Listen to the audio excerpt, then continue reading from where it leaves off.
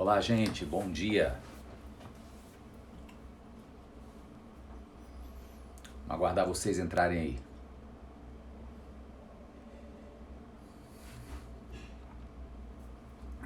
Fala, Gui. Bom dia, queridão. Mariane, bom dia.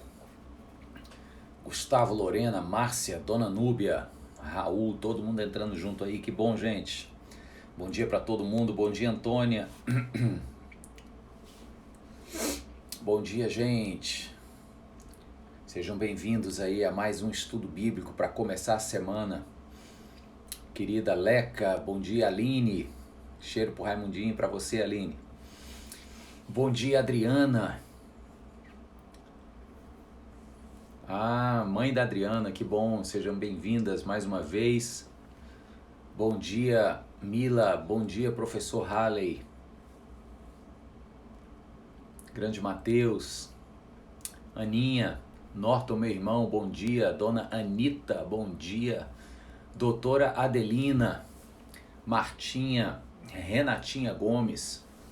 Liane. Fabiana. Gabriela. Laudeci. Gente, que legal. Que bênção. Todo mundo junto aí entrando. Vamos começar. Deixa eu ver. Não, tem mais um minutinho aí pro pessoal ir entrando. Maravilha.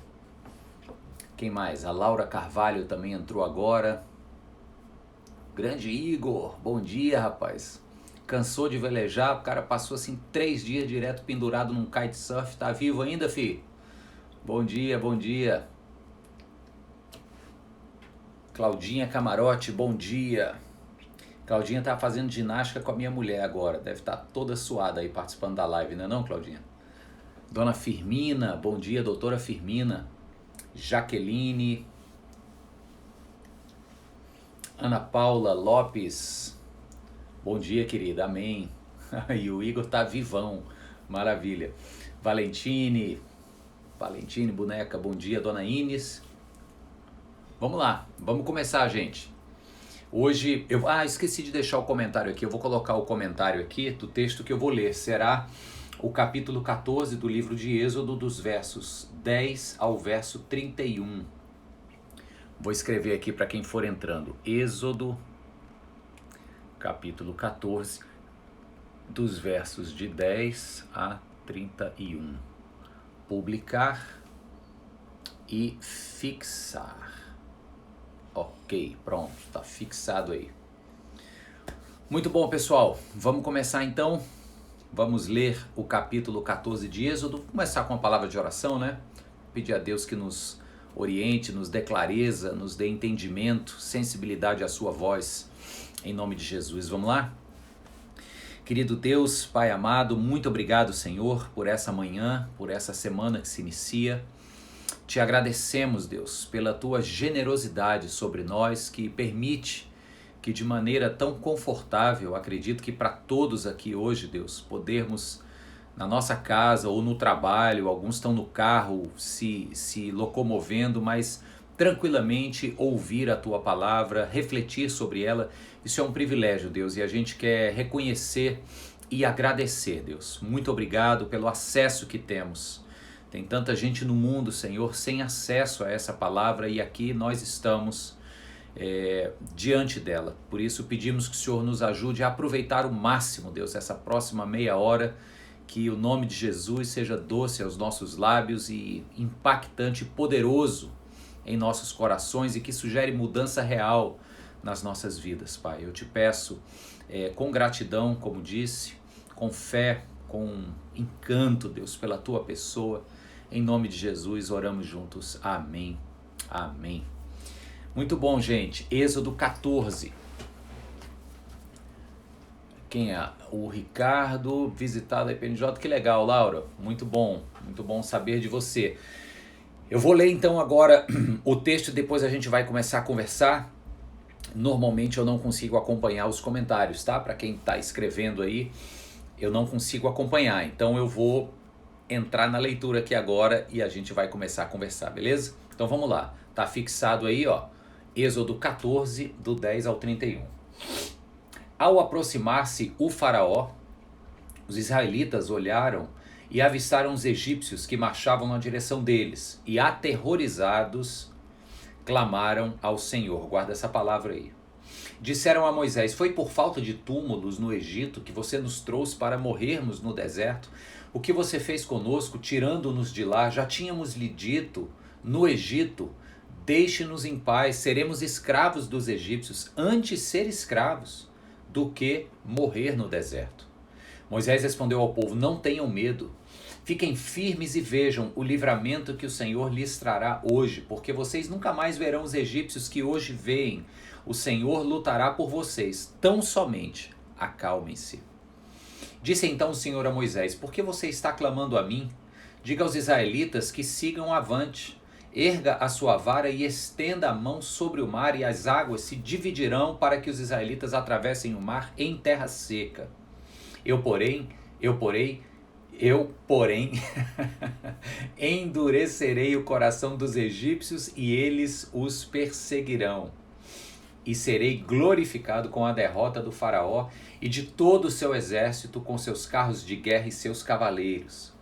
Os egípcios saberão que eu sou o Senhor, quando eu for glorificado com a derrota do faraó, com seus carros de guerra e seus cavaleiros. A seguir, olha que interessante isso agora.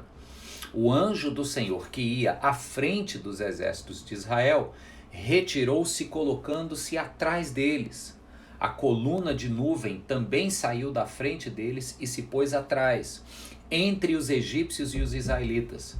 A nuvem trouxe trevas para um e luz para o outro, de modo que os egípcios não puderam aproximar-se dos israelitas durante toda a noite. Então Moisés estendeu a mão sobre o mar, e o Senhor afastou o mar e o tornou em terra seca, como um forte vento oriental que soprou toda aquela noite. As águas se dividiram e os israelitas atravessaram pelo meio do mar em terra seca, tendo uma parede de água à direita e outra à esquerda. Os egípcios os perseguiram e todos os cavalos e carros de guerra e cavaleiros do faraó foram atrás deles até o meio do mar. No fim da madrugada, do alto da coluna de fogo e de nuvem, o Senhor viu o exército dos egípcios e o pôs em confusão. Fez que as rodas de seus carros começassem a soltar-se, de forma que tinham dificuldade em conduzi-los. E os egípcios gritaram: vamos fugir dos israelitas, o Senhor está lutando por eles contra o Egito. Mas o Senhor disse a Moisés: estenda a mão sobre o mar, para que as águas voltem sobre os egípcios, sobre os seus carros de guerra e sobre os seus cavaleiros. Moisés estendeu a mão sobre o mar, e ao raiar do dia o mar voltou ao seu lugar. Quando os egípcios estavam fugindo, foram de encontro às águas, e o Senhor os lançou ao mar. As águas voltaram e encobriram seus carros de guerra e os seus cavaleiros, todo o exército de Faraó que havia perseguido os israelitas mar adentro. Ninguém sobreviveu. Mas os israelitas atravessaram o mar pisando em terra seca, tendo uma parede de água à direita e outra à esquerda. Naquele dia, o Senhor salvou Israel das mãos dos egípcios, e os israelitas viram os egípcios mortos na praia. Israel viu o grande poder do Senhor contra os egípcios. Temeu o Senhor e pôs nele a sua confiança, como também em Moisés, o seu servo. Amém e amém. É um texto trágico, de certa forma, porque ao mesmo tempo em que nos mostra o grande triunfo do povo escolhido de Deus, Israel, passando pelo Mar Vermelho a pés enxutos, também nos mostra o desastre de outros seres humanos, verdade, pecadores, opressores dos israelitas, é verdade, um povo imperioso, né? Sob a regência de um imperador, normalmente, como todo e qualquer imperador do passado, cruel, déspota, mas seres humanos, cavalos, todo mundo morto, e o povo israelita viu o pessoal morto lá na beira da praia.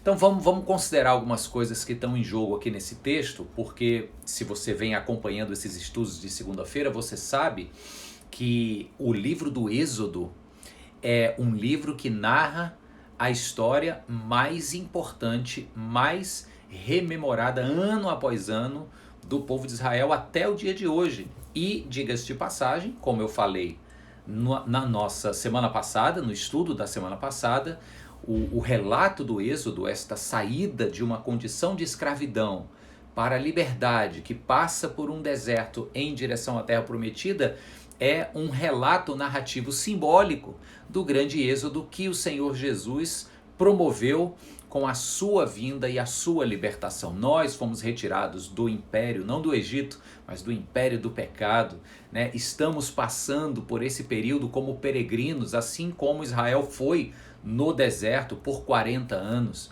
Nós estamos passando de maneira peregrina por esse tempo aqui, como se fosse um deserto, mas já experimentando os vislumbres, a brisa, né, o cheiro da terra que mana leite e mel, a terra prometida, vida plena e abundante, aqui e agora, antecipando ali e além no porvir. Então essa é a nossa condição. O livro do Êxodo é extremamente importante para o povo judeu e para o povo cristão, quando se entende a Bíblia como uma narrativa inteira. Gente, é muito prejudicial, extremamente danoso olharmos para a Bíblia como cristãos, valorizando apenas o Novo Testamento, porque é lá onde se fala de Jesus, e o Antigo Testamento já não tem muito para falar, é um livro velho que ficou para trás, só interessa aos judeus. Negativo. Para entender o Novo, eu preciso conhecer bem o Antigo Testamento. E para ler bem o Antigo Testamento, eu tenho que lê-lo à luz do Novo Testamento. Faz sentido? A narrativa bíblica de Gênesis a Apocalipse é um todo coeso. É a história de Deus criando o mundo e o redimindo para si próprio. Tá? Vamos seguir então, gente, porque eu quero considerar com você aqui agora a realidade emocional do povo de Israel e tentar nos colocar dentro dela. Nós vivemos dias em que nossas emoções estão extremamente bagunçadas, mexidas. A gente tem semanas que acorda mais confiante, tem semanas que acorda um pouco mais, vamos dizer, tristes, ou para não falar desesperados muitas vezes. O que será desse futuro, esse ano de 2020? Como será 2021? E aqui nós vemos o povo, verso 10, recém-saídos do Egito, entendendo que haviam deixado para trás um passado de escravidão e de opressão, um passado do qual provavelmente eles não gostariam de se lembrar, e eles seguiam pelo deserto olhando para frente, vislumbrando um futuro. Talvez este seja o mesmo sentimento de muitos de nós, eu e você, nesse final de 2020. A gente vai cruzar a fronteira aí do ano como se algo mágico fosse acontecer, mas é simbólico e é muito rico. A gente vai cruzar para 2021 agora, querendo deixar para trás algumas coisas de 2020 que não rodaram. A pandemia empacou tudo, empacou o emocional, empacou o financeiro, empacou o relacional. A gente teve que se isolar, se distanciar. Eu tenho amigos e amigas que estão há 10 meses dentro de casa. Gente, fala sério. Isso mexe com a cabeça de qualquer um, isso mexe com os ânimos de qualquer um. Então, vamos nos colocar no lugar aqui do povo israelita. Eles estavam recém-saídos de uma condição opressora, um passado do qual certamente e legitimamente eles não gostariam mais de reviver ou de se lembrar. E eles olhavam para frente, e adiante deles estava a coluna de fogo do Senhor à noite, uma coluna de nuvem durante o dia, protegendo-os do sol, mas acima de tudo, guiando-os pelo caminho que eles teriam que trilhar. Então eles olham para frente. Eles agora estão finalmente crendo que Moisés os haveria de guiar para este lugar melhor, deixando para trás, deixando nas páginas do passado a opressão egípcia. Aí o verso 10 já diz que os soldados, cavalos e carros de guerra do faraó se aproximam. Os israelitas olham os egípcios marchando na direção deles, e a palavra que eu pedi que você atentasse foi: aterrorizados clamaram ao Senhor. O terror baixou sobre eles. É como se um fantasma de um passado recente, de repente, reaparecesse diante deles. Eles achavam que já estavam livres.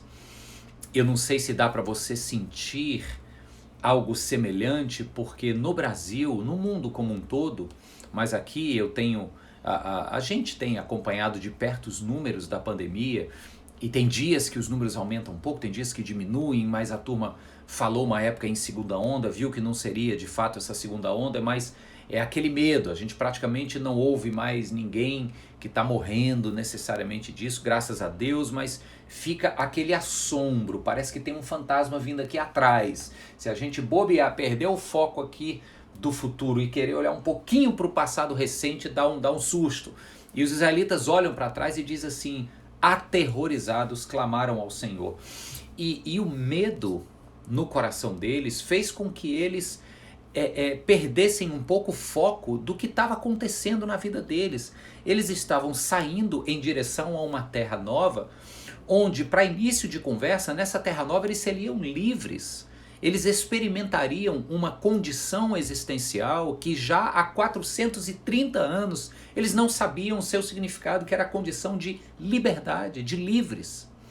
E o medo bagunça a cabeça da gente. O medo faz a gente perder o foco. Porque logo no verso seguinte, conquanto disse no verso anterior que eles ficaram aterrorizados com a visão de um passado recente que os perseguia, no verso seguinte, eles próprios chegam para Moisés e dizem, olha Moisés, eu sabia que esse negócio não ia dar certo. Era preferível que a gente tivesse ficado no Egito. Você trouxe a gente para o deserto para quê? Para morrer aqui? Aí eles dizem assim, vamos voltar, deixe-nos em paz, nós preferimos ser escravos dos egípcios do que morrermos no deserto. Olha como o medo é capaz de distorcer a nossa visão de futuro, o nosso empenho de continuar numa trajetória que segue a direção dos propósitos de Deus. O medo não só paralisa, o medo distorce. Eles que estavam agora, finalmente, experimentando a condição nova de existir, chamada liberdade, por causa do medo, voltam a preferir a condição de escravidão e cativeiro. É impressionante isso, né?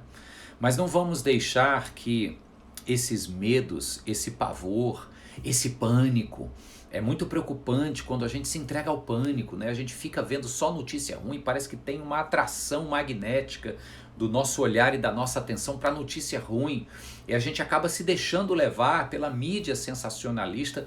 Gente, eu não estou falando apenas de pandemia, tá? A pandemia é apenas o exemplo mais concreto que nós temos às mãos. Eu falo em termos gerais, como a gente às vezes foca tanto nas notícias ruins, vamos colocar no plural aqui para ficar o mais vasto que você puder imaginar aí, e a gente acaba se deixando sugar para dentro deste pânico que trava a caminhada e desajusta, desregula o foco que devia estar adiante, naquilo que o Senhor promete.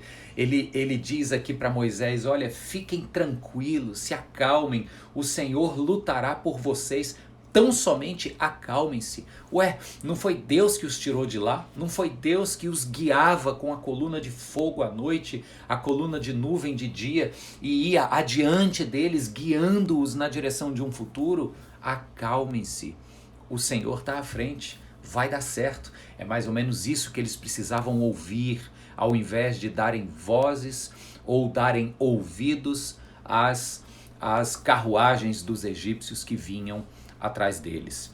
Então vamos avançar aqui no texto, você já entendeu esse primeiro recado. Diz no verso 19, e eu queria dar uma atenção especial nisso aqui, porque eu estava estudando esse texto e me deparei com uma reflexão de uma midrash judaica. O que é isso? A midrash são compêndios de estudos e interpretações que os sábios judeus e os rabinos fazem do texto bíblico, do texto sagrado.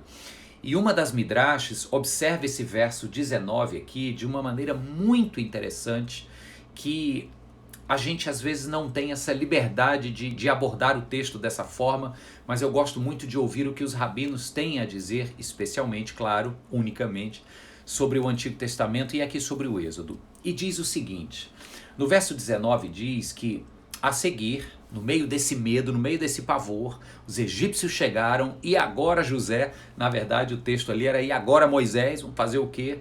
Verso 19 diz assim, a seguir, o anjo de Deus que ia à frente dos exércitos de Israel retirou-se, colocando-se atrás deles. A coluna de nuvem, que também ia à frente, saiu da frente deles e se pôs atrás. entre os egípcios e os israelitas. Então aqui existe agora uma mudança na narrativa, uma inversão de posições. O anjo do Senhor, essa representação simbólica materializada do próprio Deus que ia adiante para guiar e proteger, a coluna de nuvem que dava direção, que protegia também, que iam adiante, o texto diz que agora eles foram para trás. A gente entende que é porque o exército estava chegando aqui na retaguarda, então eles vieram para cá fazer uma barreira. Só que a compreensão rabínica vai um pouco mais além e aborda essa inversão de narrativa de uma maneira muito mais simbólica e profunda, na minha opinião. É que este mesmo Deus que vai adiante, orientando o nosso futuro, nos abrindo caminhos, fechando portas que não são do querer dele, esse mesmo Deus que abre os nossos olhos para nos dar vislumbre do que está por vir e abraçar as oportunidades, é um Deus que também, na hora da necessidade, passa para cá para trás para nos ajudar a resolver os medos do passado. Quem chegava atrás do povo de Israel agora não era apenas um exército furioso, era uma imagem aterrorizante de um passado para o qual eles não queriam voltar. E assim, queridos, a gente caminha pela vida.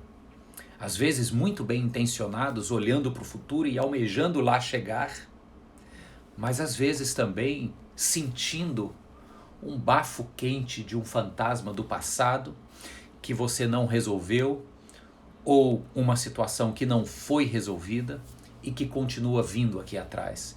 E que se em algum momento a gente para, acorda um pouquinho mais cabisbaixo e faz a besteira de focar, tá lá ele.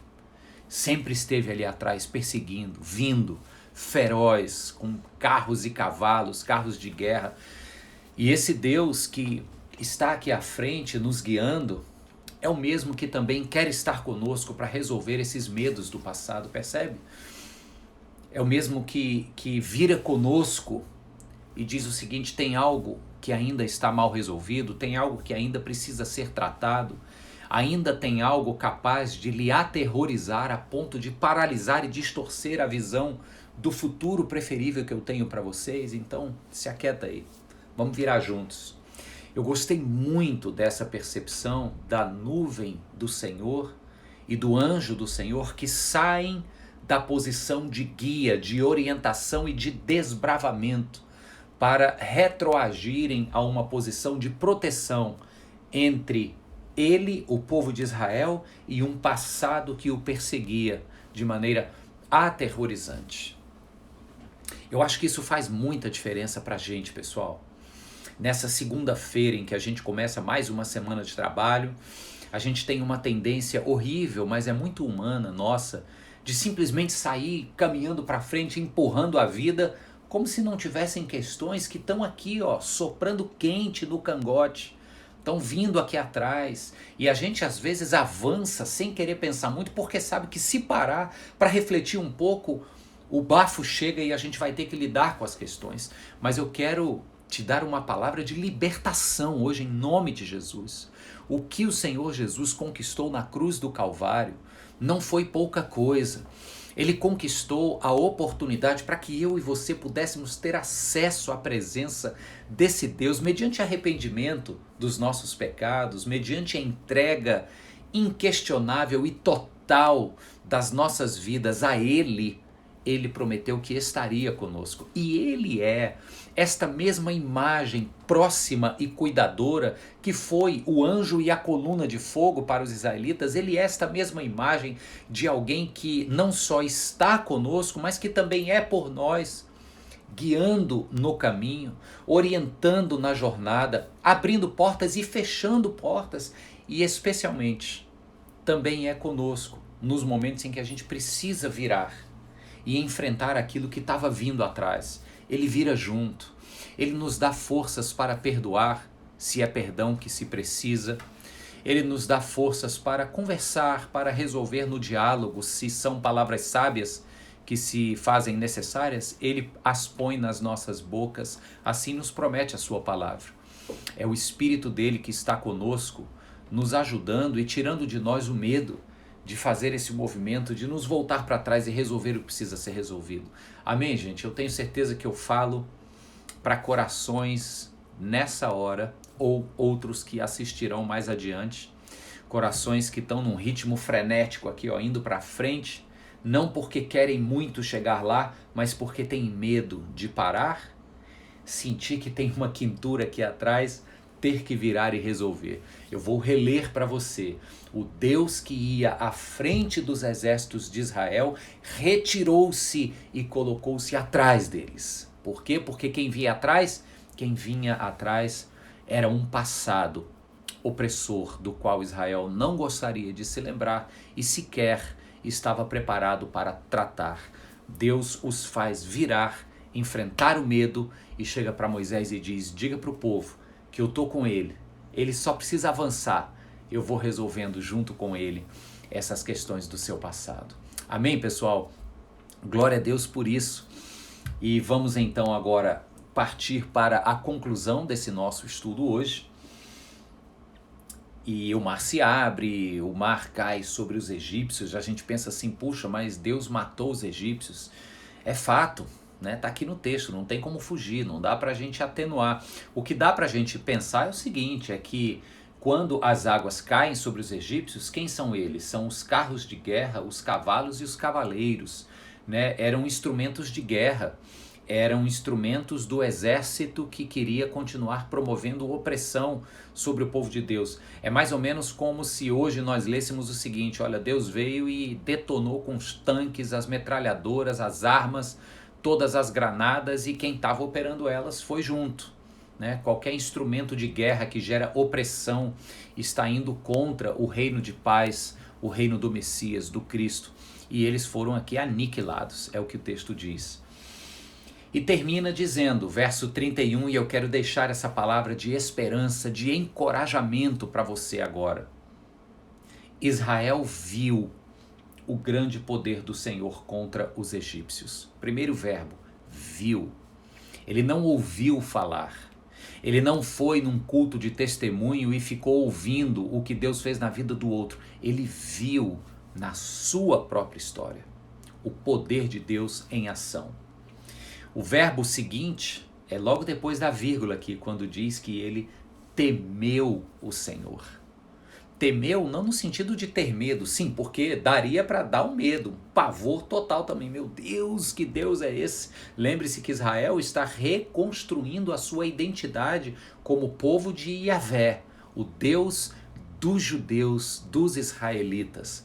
Então ele podia ter se enchido desse medo apenas, né? Um medo pavor, mas não, o medo eles tiveram dos israelitas. Aqui temor é outra coisa, temor tem a ver com uma reverência, com uma admiração estupefata da santidade, do poder, da seriedade, ao mesmo tempo uma admiração constrangida do amor e do cuidado de Deus. Tudo isso é temor ao Senhor. Sim, gera aquele medo, mas um medo de reverência, um medo de respeito, tá claro? Então Israel viu o poder do Senhor. Segundo verbo, temeu o Senhor. Terceiro verbo, pôs nele, colocou no Senhor a sua confiança. Ele viu o que o Senhor fez. Ele reaprendeu a temer o Senhor no sentido de reverenciá-lo e declarar em alto e bom tom: só o Senhor é Deus. E em terceiro lugar, quase que como uma consequência dos dois primeiros, ele colocou, pôs no Senhor a sua confiança. Essa é uma palavra para mim e para você. O texto termina aqui só para não deixar passar, que além de pôr a confiança no Senhor, ele também pôs a confiança em Moisés, servo do Senhor. Então, como é saudável uma comunidade que caminha confiando na sua liderança também, uma liderança que é serva do Senhor. Isso é saudável. Mas o ponto aqui, queridos, é que eu e você precisamos dessa palavra hoje, para a gente tranquilizar o nosso coração, colocando a nossa confiança no Senhor. Esse Deus que, quando necessário se faz, ele passa para trás e nos ajuda, nos dá forças, sabedoria, humildade para lidar com os perrengues do passado. Mas via de regra, está adiante de nós, abrindo e fechando portas, orientando caminhos, nos dando livramentos, insistindo conosco que Ele tem planos, não planos para mim, individualistas. Deus tem planos, propósitos que estão sendo cumpridos, propósitos dele no nosso mundo. Nós é que entramos no propósito de Deus. Então esse é o Deus que vai adiante, revelando para nós, desdobrando diante de nós esses planos que são deles, para que a gente possa fazer parte desses planos. Quando necessário se faz, repito, ele nos ajuda a virar para trás e resolver pendências, mas ele quer que a gente avance. E conforme a gente vai avançando e enfrentando as pandemias da vida, as agruras do dia a dia, ele vai dizendo para a gente o seguinte: se acalme, porque eu estou com você. Não prometi que estaria? Eu não só estou, como estarei. Fica tranquilo, vamos juntos. Vai doer algumas vezes? Claro. Bem-vindo ao mundo, bem-vindo à vida. Vai ter gente que vai pisar no teu calo, te trair? Infelizmente sim. Mas e aí? Vai ficar sentado na beira da calçada sentindo pena de si mesmo? Eu não morri na cruz para você ficar nesse tipo de vida. Acho que diria o Senhor: vamos para frente, eu estou contigo, minha mão está junto da tua, e a gente vai junto como corpo, como povo de Deus, avançando na direção dos seus propósitos. Feche os seus olhos aí agora, quero orar por você, em nome de Jesus. Querido Deus e Pai, nós agradecemos a Tua presença real nas nossas vidas, agradecemos como a história do povo de Israel, ela é lida à luz do que Jesus Cristo fez e conquistou na sua obra salvadora, na cruz do Calvário, na sua ressurreição, como o Senhor inaugurou esta nova vida da qual nós podemos fazer parte agora, nos vendo como este povo que vai seguindo a tua mão, a tua orientação, que encontra em ti forças para resolver os medos do passado e continuar seguindo adiante em direção ao futuro que o Senhor planejou e conquistou para nós. Eu oro por uma semana de paz, por uma semana de bênçãos, por uma semana de conquistas, não conquistas pequenas que digam respeito apenas a realizações pessoais, mas uma semana de conquistas grandes, onde nós nos encontramos no privilegiadíssimo lugar de sermos instrumentos na vida de outras pessoas. Isso é ter uma semana de conquistas, é nos vermos usados pelo Senhor na vida de outras pessoas, no coração que sofre, na lágrima que cai, que o Senhor nos use como instrumentos do Senhor. E Deus, diante dessa missão de vida, Deus, os nossos próprios problemas se tornam tão pequenos e a gente quer entregá-los nas tuas mãos agora, cada um deles, porque o Senhor os conhece, e que a gente faça essa crescente de verbos aqui, que a gente veja o Senhor agindo, volte a temer o Senhor e coloque em ti toda a nossa confiança. Oramos, Pai, em nome de Jesus, juntos como rebanho cibernético aqui, Senhor, nós dizemos juntos amém e amém. Que bênção, bom demais, gente. Não sei para você, para mim esse estudo hoje foi muito bom. Minha querida Teca, que o Senhor te cure, minha irmã. Deus abençoe sua vida. Ilana, Lorena, Deus abençoe sua casa, Lorena. Entre na sua vida e na sua família, em nome de Jesus. Querida Dona Anitta, uma vez me disseram, viu, Anitta, que escrever essas mensagens assim com letra grande é para dizer que a gente está gritando. Então estou ouvindo a voz da senhora com pressão aqui. Maravilha. Gente, toda vez que eu vou ler esses comentários que fica aqui na base da tela, eu tenho que fazer assim, né, para pegar o grau aqui do óculos. Aí uma vez, rapaz, um fuleiragem aqui da igreja deu um print e botou assim, ó, o pastor Mário já tá entrando na fase do tiozão. Acabou comigo, mas é a vida, né, fazer o quê? Valentine, maravilha. Sandra, muito bom, Sandra. Daniel estava aí também, quem mais? A Ana Cláudia, que legal, Ana Cláudia, espero que você tenha ficado aí até o final. Bom te ver, querida. Dona Ines, Jaque, Dani Fairbanks, Manuela. Legal, pessoal. Zió também estava por aí. Benção, bom dia para todos vocês. Faz tempo que minha mulher já tá mangando aí. É o que, mulher? Deixa eu ver aqui. O Radar, não, Milton Andrade falou aí, quem tá curtindo aí, amém. Estudo de hoje, bênção. A minha mulher tá dizendo que faz tempo que eu já tô com um jeitão de tiozão aqui, Tá certo, te pego ali, viu?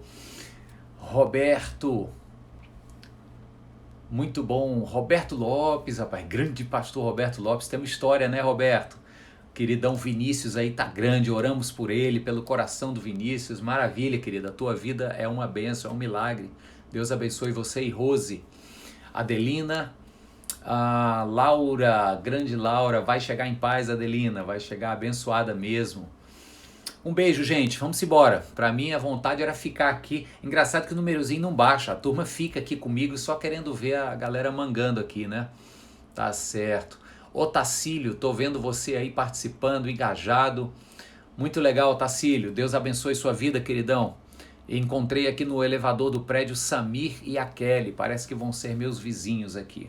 Bem, o Otacílio sabe quem são. Um beijo, gente. Deus abençoe vocês. Até o nosso próximo encontro na segunda-feira. E lembrando que esse estudo está agora já no YouTube da igreja e no meu IGTV, caso você queira compartilhar com mais gente. Forte abraço, beijo no coração. Até segunda-feira que vem. Tchau, tchau.